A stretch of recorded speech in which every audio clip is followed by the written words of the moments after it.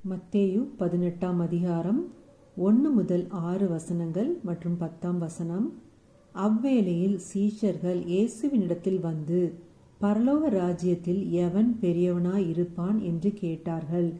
இயேசு ஒரு பிள்ளையை தம்மிடத்தில் அழைத்து அதை அவர்கள் நடுவே நிறுத்தி, நீங்கள் மனம் திரும்பி பிள்ளைகளைப் போல் ஆகாவிட்டால் பரலோக ராஜ்யத்தில் பிரவேசிக்க மாட்டீர்கள் என்று மெய்யாகவே உங்களுக்கு சொல்லுகிறேன்.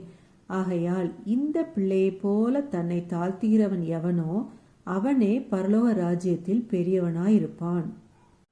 இப்படிப்பட்ட ஒரு பிள்ளையை என் நாமத்தின் நிமித்தம் ஏற்றுக்கொள்கிறவன் என்னை ஏற்றுக்கொள்கிறான்.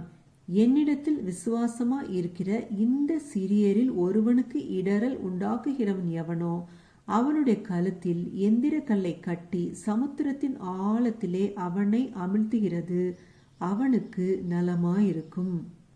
இந்த சிறியரில் ஒருவனையும் அற்பமாய் எண்ணாதபடிக்கு எச்சரிக்கையாயிருங்கள். அவர்களுக்குரிய தேவ தூதர்கள் பரலோகத்திலே என் பரம பிதாவின் சமூகத்தை எப்போதும் தரிசிக்கிறார்கள் என்று உங்களுக்கு சொல்லுகிறேன். ஆமேன். ஹல்லேலூயா.